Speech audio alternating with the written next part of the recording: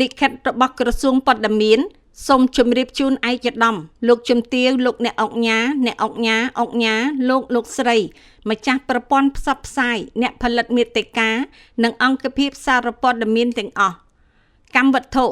ស្ដីពីការចូលរួមផ្សព្វផ្សាយសារអប់រំអំពីការបង្ការការការពារការឆ្លងមេរោគអេដស៍និងបញ្ជ្រាបការយល់ដឹងពីបញ្ហាគ្រឿងញៀនសេចក្តីដូចមានចែងក្នុងកម្មវត្ថុខាងលើខ្ញុំសូមជម្រាបជូនឯកឧត្តមលោកជំទាវលោកអ្នកអង្គញាលោកស្រីជ្រាបថាកន្លងមកម្ចាស់ប្រព័ន្ធផ្សព្វផ្សាយអ្នកផលិតមាតិកានិងអង្គភាពសារព័ត៌មានទាំងអស់បានយកចិត្តទុកដាក់ខិតខំប្រឹងប្រែងនិងចូលរួមសហការយ៉ាងសកម្មក្នុងការផ្សព្វផ្សាយសារអប់រំនានាពាក់ព័ន្ធនឹងបញ្ហាសុខភាពបញ្ហាគ្រឿងញៀននិងការបង្ការទប់ស្កាត់បញ្ហាផ្សេងទៀតក្នុងសង្គមដើម្បីបញ្ជ្រាបការយល់ដឹងដល់សាធារណជនគ្រប់មជ្ឈដ្ឋានឲ្យបានកាន់តែទូលំទូលាយឆ្លៀតក្នុងឱកាសនេះក្រសួងព័ត៌មានសូមសម្ដែងនូវការកោតសរសើរនិងថ្លែងអំណរគុណយ៉ាងជ្រាលជ្រៅចំពោះម្ចាស់ប្រព័ន្ធផ្សព្វផ្សាយអ្នកផលិតមាតិកានិងអង្គភាពសារព័ត៌មានទាំងអស់ដែលបានបំពេញតួនាទីដ៏ត្រឹមត្រូវដើម្បីលើកកម្ពស់សុខុមាលភាពសង្គមជាមួយគ្នានេះដើម្បីបន្តសកម្មភាពខាងលើឲ្យកាន់តែផុសផុល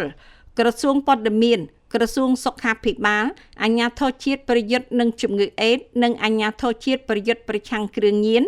បានសហការជាមួយក្រុមហ៊ុន SMA ផលិតនៅវីដេអូអប់រំចំនួន2ដូចខាងក្រោម 1. សារអប់រំស្ដីពីជំងឺអេដស៍និងមេរោគអេដស៍ក្រោមចំណងជើងថាកំហុសនៃទំនុកចិត្ត 2. សារអប់រំស្ដីពីគ្រឿងញៀនក្រោមចំណងជើងថាច្រកទ្វារដំបូង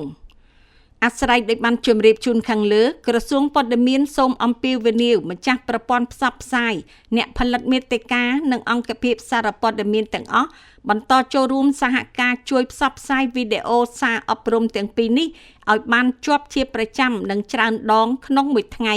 ចាប់ពីថ្ងៃនេះតទៅដើម្បីឲ្យជ្រួតជ្រាបជាចំណេះដឹងក្នុងការបង្ការនិងទប់ស្កាត់បញ្ហានេះកាន់តែមានប្រសិទ្ធភាពសូមឯកឧត្តមលោកជំទាវលោកអ្នកអង្គញាលោកស្រី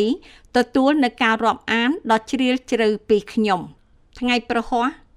ពីកើតខែទុតិយាសាទឆ្នាំមមីអត្តស័កពុទ្ធសករាជ2570